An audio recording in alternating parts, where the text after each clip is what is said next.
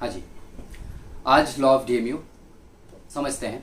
पता है आपको इकोनॉमिक्स है, ये सेकंड चैप्टर है ये, और सबसे इम्पॉर्टेंट है। ये 8 मार्क्स में पूछा जाता है। एग्ज़ाम पोस्टपोन हो गया ना तुम लोग का।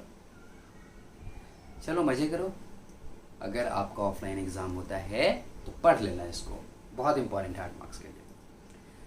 दे सेइंग दैट सबसे पहला किसने इसको डेवलप किया? प्रोफेसर गॉसेन करके एक बंदा था जिसने बोला कि लॉ ऑफ डीएमयू करके कुछ होना चाहिए बॉस इकोनॉमिक्स में।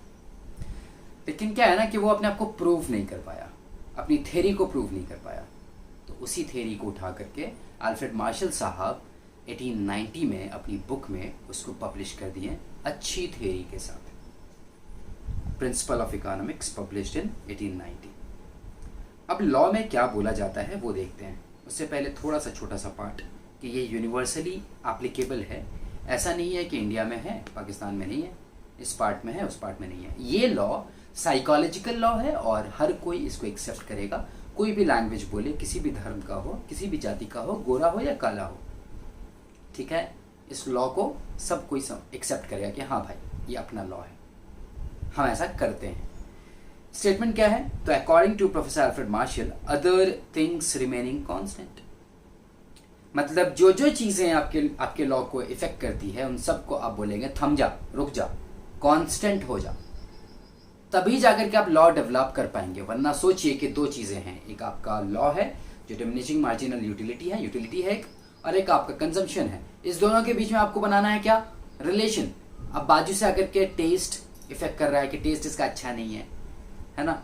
साइज इफेक्ट कर रहा है कि नहीं ये वाला बड़ा है, ये इसमें एक मजा नहीं आएगा। कलर, अरे ये पिंक नहीं है, मेरे को पसंद नहीं आएगा ये, ऐसा। तो अदर थिंग्स रिमेनिंग कांस्टेंट आप कांस्टेंट कर देंगे। तो एडिशनल बेनिफिट, जो भी एडिशनल बेनिफिट आपको डिराइव होता है which a person derives from a given increase in his stock, मतलब एक एप्पल खाया, इंक्रीज इन स्टॉक, दूसरा एप्पल इंक्रीज इन स्टॉक, तीसरा apple, so on of a thing diminishes with every increase in stock. ये diminish होता है हर एक increase, stock में इंक्रीज के साथ में, दैट ही ऑलरेडी हैज, जो उसके पास ऑलरेडी है। In other words marginal utility, अगर आप इसको दूसरे एंगल से देखें तो marginal utility that any consumer derives, कोई भी कंज्यूमर अगर डिराइव करता है from successive units of a particular commodity goes on diminishing. मतलब मार्जिनल का मतलब क्या है? एडिशनल। तो सोचिए पहला यूनिट आपने खाया, आपको 10 मजा आया, ओके, दूसरा यूनिट खाया 8 मजा आया। तो आपको दिख रहा है कि जो मार्जिनल यूटिलिटी है आपको उसमें आपको साफ साफ दिख रहा है कि धीरे धीरे कम होता जा रहा है। पहले में 10 था, फिर 8, फिर 6, फिर 4, फिर 2, 0, फिर माइनस हो जाएगा, नेगेटिव में चला जाएगा। इसका मतलब आपकी डिमिनिशिंग जो मार्जिनल यूटिलिटी जो है वो डिमिनिश होना शुरू हो जाता है। ये आपको मैंने पहले भी पढ़ा रखा है। आपका उसका लिंक आप देख लीजिए, आई बटन से ले लीजिए, नहीं तो आप डिस्क्रिप्शन से उसका लिंक ले लीजिए। आप जरूर उस वीडियो को देखिए ताकि आपको समझ में आए। आगे बोलता है कि हिज और हर total consumption of that commodity increases, ठीक है। और उसका इन शॉर्ट बोला है कि the more of a thing you have, मतलब जितना ज्यादा आप कोई चीज खाओगे द लेस यू वांट, उतना ही कम आप उसके लिए आपको चाहत होगी to have more of it, कि हम उसको ज्यादा खाएं। मतलब कोई भी चीज आप जितना ज्यादा खाओगे उतना ही मन आपका कम हो जाएगा उसको ज्यादा खाने का, है ना, धीरे धीरे कम होता जाएगा। अब आते हैं मुद्दे पे, अजम्पशंस में पहला है रैशनैलिटी। देखो भाई साहब, ऐसे किसी इंसान को बिठाओ वहां पे, है ना, ऐसा कौन बोल रहे हैं? अल्फ्रेड मार्शल साहब बोल रहे हैं कि ओ भाई साहब किसी ऐसे इंसान को बिठाओ जो ना थोड़ा सनकी वनकी नहीं हो, मैनिपुलेट ना करे, है ना, पागल जैसा हरकत नहीं करे।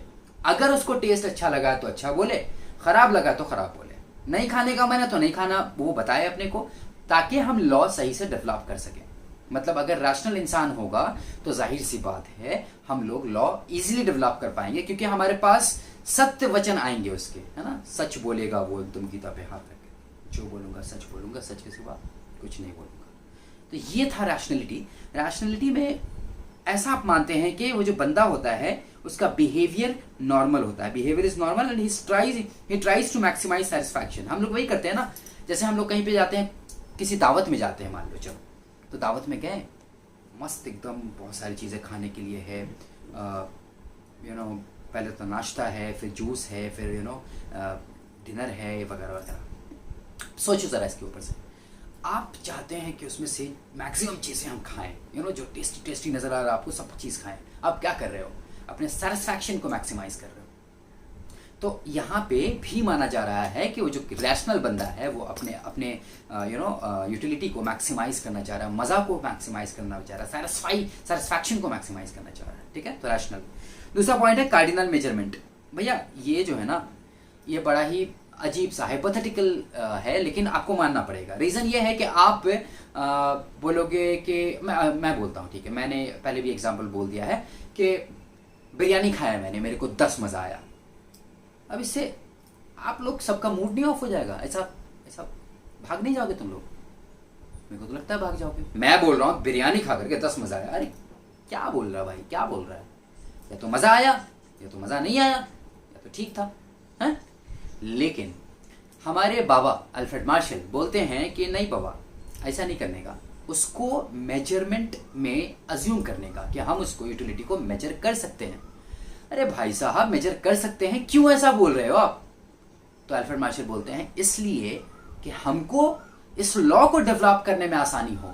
हम उसको न्यूमेरिकली डालेंगे तो हम कंपैरिजन कर पाएंगे दो लोगों का कंजम्पशन। नहीं तो मान लिया इसने भी बोला कि मजा आया, इसने भी बोला मजा आया, दोनों ने बोला मजा आया, तो किसको ज्यादा मजा आया वो तो नंबर से पता चलेगा ना। समझ में आ रहा है? तो इसीलिए अल्फ्रेड मार्शल साहब ने लोगों को समझाने के लिए थ्योरी या फिर इसको डेवलप करने के लिए इसको माना गया कार्डिनल मेजरमेंट, कि हम कर सकते हैं कार्डिनल। आइए तीसरा पॉइंट, होमोजेनिटी। हाँ, होमोजेनस का मतलब होता है सेम, मतलब सारी चीजें सेम रहेंगी। अब जो आप कंज्यूम कर रहे हैं उसमें मैं आपको बोलूं कि पहली बार में जो आपको समोसा दूं वो बड़ा देता हूं, इतना बड़ा समोसा है ना, आप खा लेते हैं समोसा। दूसरी बार में छोटा समोसा देता हूं तो एक ही बार में खत्म हो जाएगा। अच्छा, तीसरी बार में आपको ठंडा समोसा देता हूं और चौथी बार में कल का समोसा देता हूं। आप बोलोगे कि सही नहीं हो रहा है, यूनिफॉर्म रखो, या तो छोटा समोसा रखो, या तो ठंडा समोसा रखो, या तो कल का समोसा रखो, या तो आज का गर्मा गर्म बड़ा समोसा। इसीलिए आपको देखना पड़ता है कि साइज सेम होना चाहिए, आइडेंटिकल, शेप आइडेंटिकल होना चाहिए, कलर आइडेंटिकल होना चाहिए, टेस्ट आइडेंटिकल होना चाहिए। मुझे पिंक मांगता है तो पिंक, है ना? ठीक है। सो कंटिन्यूटी। नेक्स्ट, कंटिन्यूटी का मतलब यह है कि आप ऐसा नहीं करेंगे कि सुबह में उठ करके एक एप्पल खा लिया और फिर शाम में दूसरा एप्पल खाया, फिर रात में तीसरा एप्पल खाया, फिर कल सुबह होकर के चौथा एप्पल खाया और लॉ ऑफ डीएमयू वहां पे अप्लाई कर रहे हो। नहीं बॉस, तो मजा तो तब तो आपका यूटिलिटी कम होगा ही नहीं। सुबह में खाओगे फिर शाम में खाओगे तो आपका इतना गैप हो गया, तो यूटिलिटी जब आप सुबह में खाओगे तो भी उतना ही रहेगा, शाम में खाओगे तो उतना ही रहेगा, कम तो होने वाला है नहीं। इसीलिए आपको क्विक सक्सेशन में इसको कंज्यूम करना पड़ता है, आप रेगुलरली इसको कंज्यूम कीजिए। So all units of commodity are consumed in quick succession without any lapse of time, मतलब वक्त नहीं बीतना चाहिए ज्यादा। नेक्स्ट आता है रीजनेबिलिटी। तो रीजनेबिलिटी क्या होता है कि आपका जो कमोडिटी है जो आप कंज्यूम कर रहे हो वो रीजनेबल साइज का होना चाहिए। अब सोचो कि एक वाटरमेलन आप लेकर के बैठ गए, है ना, और वाटरमेलन तो आपको पता है इतना बड़ा होता है, और आप उसको खाने बैठ गए, तो एक ही यूनिट में आपका मन भर जाएगा कि नहीं अब मेरे को नहीं खाना है, आप पूरा वाटरमेलन खा भी नहीं पाओगे। इसीलिए ऐसा साइज होना चाहिए कि एक यूनिट नहीं, कम से कम 4-5 यूनिट कंज्यूम करे बंदा, ताकि उसमें आप लॉ डेवलप कर सके। ना ही बहुत बड़ा होना चाहिए, ना ही बहुत छोटा। बहुत छोटे का एग्जांपल देता हूं, आपको बहुत प्यास लगी, आप क्रिकेट खेल करके आए हैं, 40 डिग्री सेल्सियस बाहर चल रहा है, उसमें आप आए हैं क्रिकेट खेल करके, एकदम प्यास है, पूरा बदन आपका भीगा हुआ ऐसा पसीने से। आप आते हैं, आपको पानी मांगते हैं आप, तो आपको मैं पानी ला के देता हूँ, ऐसा चम्मच में निकाल करके पानी देता हूँ, ऐसा चिड़िया को पिलाते ना वैसे ही, फिर दूसरा चम्मच में निकाल करके। आपको पता है पहला वाला चम्मच आपने कंज्यूम किया है ना पानी, उससे ज़्यादा आपको मज़ा आएगा दूसरे वाले में, क्योंकि आपका तो पहले वाले में गला ही भीगा होगा, चम्मच से पानी है ना, ऐसा कोई ग्लास में पानी नहीं है।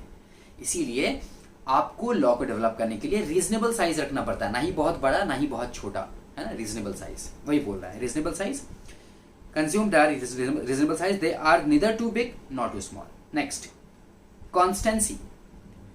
हाँ चलो इस चीज को समझते हैं कि आपका जो बिहेवियर है, आप जो रैशनल इंसान को बिठाया गया है, जो बोलते हैं कि मैं सब सच बोलूंगा, तो आपका बिहेवियर भी चेंज नहीं होना चाहिए, आपके हैबिट्स भी चेंज नहीं होने चाहिए, आपके टेस्ट एंड प्रेफरेंस भी चेंज नहीं होने चाहिए, समझे? तो कांस्टेंट आपका होना चाहिए, जो बिहेवियर आपका है वो कांस्टेंट बिहेवियर होना चाहिए। ऐसा नहीं कि कल आपको समोसा पसंद था, आज आपको भजिया पसंद आ रहा है, आपका सब कुछ सेम होना चाहिए। तो देखते हैं, all the related factors like income, मतलब आपका पैसा जो आ रहा है, taste, habit, choices, likes, dislikes of a consumer should remain constant, वो चेंज नहीं होना चाहिए। Marginal utility of money is also assume to be constant. देखो मार्जिनल यूटिलिटी ऑफ मनी जो है ना, ये कॉन्सेप्ट बाद में आपको बताया जाएगा। ऐसा समझ लो कि अगर आपने पहले 10 रुपया खर्च किया, तो 10 रुपये के सामने अगर आपको 15 यूटिलिटी मिली, तो 1 रुपये पे आपको 1.5 यूटिलिटी मिल रही है। तो ये हमेशा सेम होना चाहिए। अगर आप मान लिया 5 रुपया खर्च करते हो, तो आपको 7.5 यूटिलिटी मिलना चाहिए, मतलब 1.5 यूटिलिटी पर रुपीज आपको मिलना चाहिए, ये अज्यूम किया गया है। नेक्स्ट है divisibility. The law assumes that the commodity consumed by the consumer is divisible so that it can be acquired in small quantities। मतलब आपके अगर बहुत बड़ी कोई चीज़ है जिसको आप एक साथ नहीं खा सकते हो, तो आप ये अज्यूम करो कि उसको हम डिवाइड कर सकते हैं, डिविजिबिलिटी उसमें पॉसिबल है, ताकि उसके बहुत सारी यूनिट बनाए जाएं एक से और फिर उसको कंज्यूम किया जाए, ऐसा। फिर है single want. A given commodity can satisfy a single want, मतलब जो कमोडिटी है वो सिंगल वांट को सेटिस्फाई करेगा उस इंसान के। The law assumes an experience of single want which is completely satiable at a given point of time। ठीक है, मतलब एक ही चीज खाएंगे और सिंगल वांट कंप्लीट होगा, ऐसा नहीं कि एक चीज खाया बहुत सारे वांट कंप्लीट हो गए, ना, ऐसा नहीं। अब बात आती है यहाँ पे एक टेबल दिया हुआ है law of diminishing marginal utility का, जिसको हम शेड्यूल भी बोलते हैं, जो एग्जाम में आप लिख सकते हैं अगर आपका ऑफलाइन एग्जाम होगा तो। यूनिट्स हैं आपकी मार्जिनल यूटिलिटी हैं, ये पहले मैं करा चुका हूँ, 10, 8, 6, 4, 2, 0, -2। ठीक है, इसी तरीके से आप बनाते हैं और यहाँ पे आपके यूनिट्स है 1 से लेकर के 7 तक। तो यूनिट्स जैसे जैसे बढ़ रहा है वैसे वैसे आपका जो यूटिलिटी है डिमिनिश होता जा रहा है, 10, 8, 6, 4, 2, 0, -2। अब उसके बाद उसको आप प्लॉट करोगे, तो प्लॉटिंग किस तरीके से होगी और किसको आप प्लॉट करोगे? क्या दोनों को प्लॉट करोगे? नहीं, एक ही चीज प्लॉट करोगे। यहाँ पे सिर्फ देखिए डिमिनिशिंग मार्जिनल यूटिलिटी, तो मार्जिनल की बात हो रही है, टोटल की बात नहीं हो रही है, इसीलिए मार्जिनल यूटिलिटी को हम प्लॉट करेंगे। मार्जिनल यूटिलिटी कैसे जाएगा? नीचे की तरफ जाएगा। क्यों नीचे की तरफ जाएगा भाई? क्योंकि आपका कंजम्पशन जैसे से बढ़ेगा, जैसे से यूनिट बढ़ेगा, वैसे वैसे कंजम्पशन कम होता जाएगा। तो देखते हैं, समझते हैं।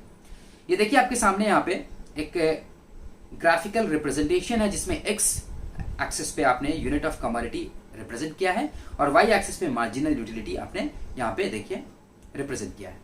आपके यूनिट्स देख लीजिए 1, 2 से लेकर के 7 तक आ गए हैं और आपका जो यूटिलिटी है वो 10, 8, 6, 4, 2, 0 और -2।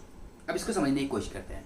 आप प्लॉट कैसे करना चालू करेंगे? तो देखिए सबसे पहले आप प्लॉट करेंगे यहाँ पे कि आपका कितना यूनिट था। देखिए एक यूनिट पे आपका 10 यूटिलिटी था, तो जो फर्स्ट यूनिट आपका यहाँ पे है ये देखिए, और 10 यहाँ पे है, तो यहाँ पे जाकर के ये मिलेगा, तो ये फर्स्ट आपका यूटिलिटी हो गया। इसी तरीके से आप पूरा प्लॉट करेंगे और ये नीचे तक आएगा आपके निगेटिव तक आएगा, क्योंकि -2 आपको प्लॉट करना है। ठीक है, तो -2 तक करना है, इसलिए आप नीचे तक लेके आएंगे। तो ये हो गया आपका मार्जिनल यूटिलिटी, जो आपका कर्व है डीएमयू का जो कर्व है, जो ग्राफिकल रिप्रेजेंटेशन, उसकी बात होगी। अब आप कैसे लिखेंगे इसको? ग्राफिकल रिप्रेजेंटेशन जब कंप्लीट कर लेते हैं उसके बाद कैसे लिखेंगे? तो सबसे पहले आपको लिखना है कि एक्स एक्सिस क्या रिप्रेजेंट करता है, वाई एक्सिस क्या रिप्रेजेंट करता है, और उसके बाद आपको लिखना है कि जैसे जैसे धीरे धीरे हमारे यूनिट्स के कंजम्पशन बढ़ते जा रहे हैं, पहले यूनिट पे हमारा जो मार्जिनल यूटिलिटी है वो 10 है, दूसरे यूनिट पे हमारा मार्जिनल यूटिलिटी 8 हो जाता है, एंड सो ऑन। ये धीरे धीरे करके 2 पे आ जाता है। 2 पे कौन सी यूनिट पे आया है? 2 पे तो 5th यूनिट जब कंज्यूम किया तो ये 2 पे आ जाता है, एंड 6th यूनिट कंज्यूम करने पे ये 0 पे आता है, 7th यूनिट में ये नेगेटिव हो जाता है। ये पूरा एक्सप्लेन करना है और फिर लिखना है कि ये शो करता है कि आपकी जो मार्जिनल यूटिलिटी है वो धीरे धीरे डिमिनिश होती है, और डिमिनिश होने की वजह से हम उसको उस तरीके से कंसिडर करते हैं कि हाँ धीरे धीरे कम हो रहा है। आप ये क्लियरली देख सकते हैं ऊपर के शेड्यूल में और ऊपर के डायग्राम में। इसको अंग्रेजी में आपको लिख देना है, बस ट्रांसलेट करके, आसान भाषा में इसलिए मैंने बोला ताकि आप इसी तरीके से अपने दिमाग में रखें। अंग्रेजी में आप पेपर में तो खुद ही राइटर बन जाते हैं ना, तो राइटर बन जाना फिर, ठीक है। कॉन्सेप्ट दिमाग में होना चाहिए बस। तो ये सब कॉन्सेप्ट यहाँ पे एक्सप्लेन किया गया कि भाई साहब ये देखिए, in the above units of commodity X are measured on X axis and marginal utility measured on Y axis. Various points of MU plotted on the graph as per given schedule. When the locus of all points is joined, मतलब ये जो आपने joining की है पूरी, locus of all मतलब locus मतलब ये पॉइंट्स हैं, इनको हम लोकस बोलते हैं, और ये भी लोकस है, ये भी और ये भी, और इसको हम सीधा ऐसे कर देते हैं। तो वही बोल रहा है कि locus of all the points joint MU curve is derive. तो एमयू कर्व आपको वहां से मिलता है। एमयू कर्व स्लोप्स डाउनवर्ड, आपको पता है ऊपर से नीचे आता है, slopes downward from left to right. ये कैसा है, डिमांड जैसा है, डिमांड भी लेफ्ट टू राइट आता है, आपको याद रखना है, ठीक है। ऐसा कनेक्शन बनाया करो, डिमांड जो लॉ ऑफ डिमांड है, लॉ ऑफ डिमांड में भी सेम ऐसा ही आएगा, तो सेम टू सेम वैसा ही डाउनवर्ड स्लोपिंग होता है। Which shows that MU goes on diminishing which with every, मतलब वही भाषण है। फिर बोलता है when MU become zero MU curve intercepts the x axis. देखिए जब जीरो हो गया, कौन सी यूनिट पे जीरो हुआ, तो मैं पहले ये सब रब कर दूं ताकि आपको अच्छे समझ में आए। तो देखिए 6th यूनिट पे ये जीरो हो गया यहाँ पे, 6th यूनिट पे। तो देखिए यहाँ पे 6th यूनिट पे ये एक्स एक्सिस के ऊपर आ गया है ना, तो एक्स एक्सिस के ऊपर आ जाएगा जब जीरो होगा। उसके बाद बोलता है फर्दर कंजम्पशन, आगे आपने कंज्यूम करना शुरू किया कमोडिटी को, तो क्या होगा, अब नेगेटिव में हो जाएगा, जाहिर सी बात है। तो इट ब्रिंग्स डिसयूटिलिटी, मतलब negative utility which is shown by the shaded portion in the diagram. देखिए यहाँ पे ये शेडेड पोर्शन है, फिर से मैं इसको रब कर दूं और रब करके ये देखिए ये वाला पोर्शन जो है, ये आपका शेडेड पोर्शन जो है, ये वाला, ये इसकी बात हो रही है। ओके, अब आती है बात, जो आपको लॉ है वो एक्सप्लेन कर दिया। पहले तो आपको मीनिंग जो स्टेटमेंट था वो था, फिर आपका जो अजम्पशन था वो अजम्पशन सारे एक्सप्लेन किए, फिर आपके लॉ को एक्सप्लेन किया मैंने। लॉ में कुछ नहीं था, शेड्यूल था और डायग्राम था, ठीक है। डायग्राम का एक्सप्लेनेशन था, शेड्यूल का एक्सप्लेनेशन था। अब आता है कि एक्सेप्शन क्या होगा, मतलब ये लॉ किसके ऊपर अप्लाई नहीं होगा, ठीक है। तो सबसे पहला एक्सेप्शन का मतलब आप समझ सकते हैं कि जिसके ऊपर अप्लाई नहीं होगा ये लॉ, जो लोग इस लॉ के हिसाब से, इस लॉ के बोले हुए के हिसाब से नहीं चलेंगे। मतलब ये लॉ क्या बोलता है कि आप जैसे से कंज्यूम करेंगे यूनिट्स, वैसे से आपका मार्जिनल यूटिलिटी कम होता जाएगा।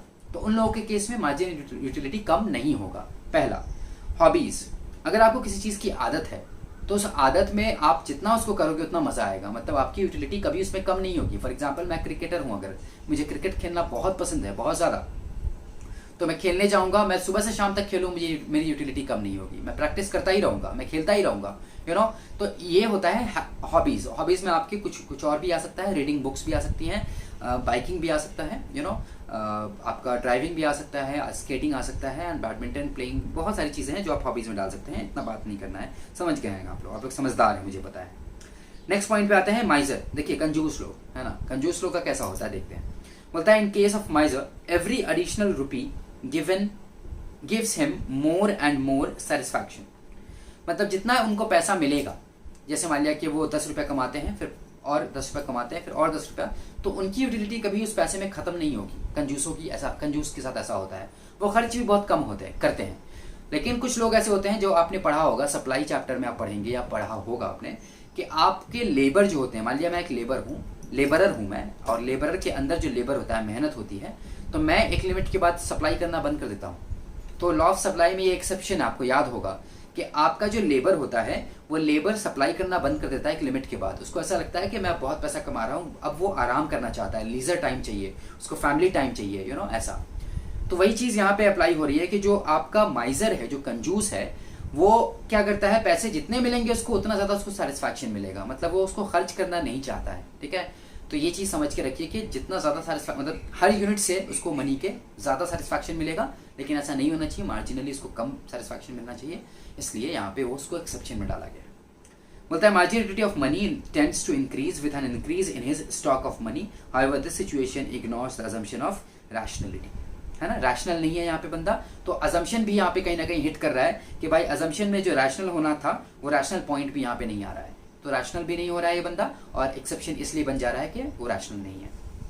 आइए नेक्स्ट पॉइंट पे आते हैं, एडिक्शन। एडिक्शन का मतलब आप सोच सकते हैं कि आपको गैम्बलिंग का एडिक्शन है, या फिर आपको अल्कोहल, यू नो, आप बहुत कंज्यूम करते हैं, या फिर आप cigarette consume, like you know, आप स्मोक करते हैं, वीड स्मोक करते हैं, बहुत सारे एग्जांपल आप ले सकते हैं। आप कुछ लोगों को अलग अलग हैबिट्स होते हैं जो यू नो आप समझ सकते हैं उस चीज़ के बारे में।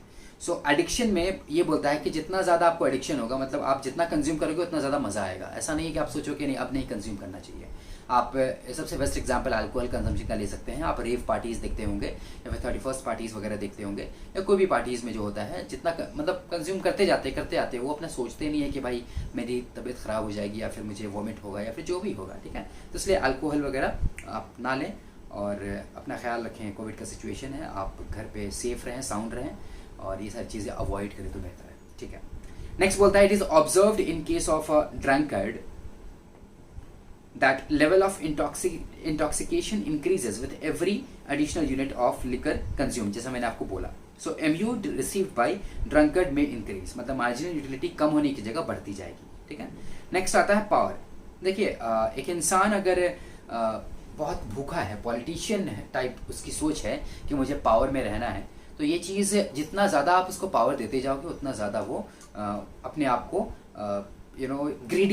ग्रीडीनेस उसके अंदर उतनी ही रहेगी, मतलब वो कभी भी सेटिस्फाइड फील नहीं करेगा और उसकी यूटिलिटी जो है वो कम नहीं होगी, मार्जिनल यूटिलिटी। तो वही बोल रहा है, this is an exception to the law because when a person acquires power his lust for power increases, बहुत और बढ़ने लगता है। आप अगर मान लिया कि चीफ मिनिस्टर बन जाते हो तो आपको चाहिए मैं प्राइम मिनिस्टर बनूँ, प्राइम मिनिस्टर बन जाते हो तो और ऊपर मैं पूरा दुनिया पे राज करूँ, आज जिस तरीके से चाइना कंट्रोल करना चाह रही है, USA कंट्रोल करना चाह रही है वर्ल्ड को, ये सारी चीज़ें कहीं ना कहीं आपको बताता है कि पावर कितनी गंदी चीज़ है पावर, है ना।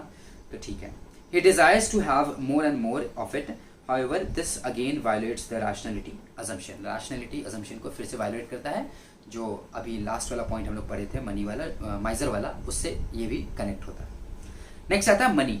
It is said that MU marginal utility of money never become zero, है ना। कभी भी ऐसा नहीं है कि इंसान नहीं चाहेगा कि उसको पैसा ना आए, राइट, क्योंकि हमेशा पैसा आ रहा है तो आदमी सेटिस्फाइड होता है, इसीलिए it increases when the stock of money increases. This is because money is a medium of exchange which is use to satisfy various want, है ना। मनी की वजह से आप बहुत सारी चीज़ें खरीद सकते हो।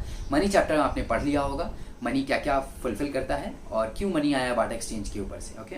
बोलता है however according to some economist this law is applicable to money too, for example marginal utility of money is more to a poor person than to a rich person. हाँ राइट, अगर गरीब इंसान है तो उसको पैसे की जो चाहत होगी ज़्यादा होगी, यूटिलिटी ज़्यादा होगा, और जो अमीर इंसान होगा उसको नहीं होगा, दैट्स राइट। तो थोड़ा सा ये कहीं ना कहीं सही है, लेकिन ज़्यादा ये गलत है, इसीलिए एक्सेप्शन इसको डाला गया है कि मनी जो है कोई भी इंसान नहीं चाहता है कि वो मनी का जो उसका फ्लो है, जो इनफ्लो है, आ रहा है जो पैसा, वो ज़ीरो हो जाए, ना आए उसके पास, है ना। इवन दो दुनिया के सबसे अमीर आदमी भी ऐसा नहीं चाहता है, ठीक है। बोलता है however these exceptions are only apparent since they violate some or the other assumption, मतलब कुछ पार्ट अजम्पशन के जो वायलेट कर रहा है, इसीलिए इसको एक्सेप्शन में डाल दिया गया है। ना नेक्स्ट पार्ट क्या हमारा, क्रिटिसिज्म, है ना। लिमिटेशन भी आप बोल सकते हैं इसको, क्रिटिसिज्म, मतलब क्रिटिक्स सुनते हैं ना, अरे मूवी आया है, क्रिटिक्स उसका रिव्यू करेगा, तो क्रिटिक्स कौन होते हैं, जो मूवी को रिव्यू करते हैं, पॉजिटिव साइड्स बताते हैं, नेगेटिव साइड्स बताते हैं, मतलब क्रिटिक्स का काम होता है, आप समझ लीजिए, गलतियां निकालना, खामी निकालना, है ना। चलिए, तो सबसे पहला पॉइंट है अनरियलिस्टिक अजम्पशन, जैसे कि आप देख लीजिए होमोजेनिटी, सेम साइज, टेस्ट, गर्म रहेगा समोसा, ज़रूरी नहीं है बॉस, आप पहला खाओगे, दूसरा खाओगे, तीसरा खाओगे, ऐसा चौथा तक गर्म नहीं रहने वाला है, वो उतना ही गर्म नहीं रहने वाला है। तो देखते हैं अनरियलिस्टिक assumptions. पहला, the law of diminishing marginality is based on various assumptions like homogeneity, continuity, constancy, rationality, etc. But in reality, it is difficult to fulfill all these conditions at a point. That's right. Reality में ये सारी चीजें fulfill करना possible नहीं है। Next, cardinal measurement, तभी बोला था मैंने। अब ये क्या है ना, ये इकोनॉमिक्स की प्रॉब्लम है, इकोनॉमिस्ट की प्रॉब्लम है। लॉ तुम खुद बनाते हो, तुम खुद अज्यूम करते हो कि कार्डिनली हम मेजर करेंगे और फिर उसी को डालते हो तुम लिमिटेशन के अंदर। मतलब ऐसा नहीं है, खेल नहीं रहे अपने साथ कि मारेंगे भी हम और बचाएंगे भी हम, सॉरी। सो अब समझिए इस चीज़ को कि आपको खुद ही वो बोलना है कि चलो अज्यूम करो, मानो, चलो मानो, ये हम काउंट कर सकते हैं, आपको रोबोटिक बना देते हैं, कर सकते हैं, और फिर बाद में जाके बोलते हैं कि नहीं यार ये तो सही नहीं है, लिमिटेशन में डालो इसको, क्रिटिक्स है। तो ठीक है, अब आप समझिए ज़रा इसको। कार्डिनल मेजरमेंट गलत है, पहले से मैं बोल रहा हूँ, तो ये चीज़ ज़्यादा समझाऊंगा नहीं, ठीक है, वो आपके इसमें आने वाला था ही। इनडिविजिबल गुड्स, बहुत सारे गुड्स होते हैं जो आप डिवाइड नहीं कर सकते। टीवी को थोड़ी तोड़ करके आप उसमें टीवी देखोगे और मज़ा लोगे, आप नहीं हो सकता है पॉसिबल। तो the law is not applicable to indivisible goods and बल्कि goods like refrigerator, car, TV sets etcetera which are normally purchased in single unit at a time, है ना। Constant marginal utility of money, मतलब जो money का जो marginal utility है, जो आपको समझाया था मैंने कि अगर 10 रुपये का कंजम्पशन आप कर रहे हो और आपको 15 यूटिलिटी मिल रहा है, यूटिल्स बोलते हैं उसको, यूटिल्स मिल रहा है, तो आप अगर 20 रुपीज़ खर्च करोगे, ₹20 आप खर्च करोगे, तो आपको 30 यूटिल्स मिलना चाहिए। ये ऐसा पॉसिबल नहीं है, प्रैक्टिकली ऐसा पॉसिबल नहीं है। तो इसीलिए cardinal measurement of utility of money जो है, सॉरी हाँ, constant marginal utility of money जो है वो पॉसिबल नहीं है। किसी को कभी ज़्यादा मज़ा आता है, किसी को कभी कम मज़ा आता है, आप इसको काउंट नहीं कर सकते हैं, बिल्कुल हाइपोथेटिकल कॉन्सेप्ट है ये। नेक्स्ट है a single want. A single want में बोलता है the law is restricted to the satisfaction of a single want at a point of time. However, in reality, a man has to satisfy many wants at a point of time, right? आप एक want को satisfy नहीं करना चाहते हैं, आप बहुत सारे वांट को सेटिस्फाई करना चाहते हैं। तो ये थे एक्सेप्शंस आपके, आप प्लीज इसको कंसीडर कर लीजिएगा। नेक्स्ट जो पॉइंट है सिग्निफिकेंस ऑफ द लॉ, ये आपके सिलेबस में नहीं है। ये मैं 2021 में बना रहा हूँ, ये आपको पता है, आपके एग्जाम्स अभी नहीं हुए हैं। 2021 में जो एग्ज़ाम होने वाले थे वो पोस्टपोन हुए हैं और ये सिलेबस में नहीं है, इसीलिए मैं अभी कवर नहीं करा रहा हूँ फिलहाल के लिए। इसको मैं कट कर दे रहा हूँ। इसको बाद में जा करके मैं आपको फ्रेश वीडियोस डाल दूंगा इसके ऊपर, जब ये नया सिलेबस आपका आएगा जिसमें इसको हम इंक्लूड करेंगे। वैसे ज़्यादा टफ पॉइंट है नहीं है। नेक्स्ट आता है relationship between marginal utility and price. इसको हम लोग नेक्स्ट लेक्चर में पुट करते हैं, फिलहाल के लिए इतना ही रखते हैं। Thank you so much for watching this.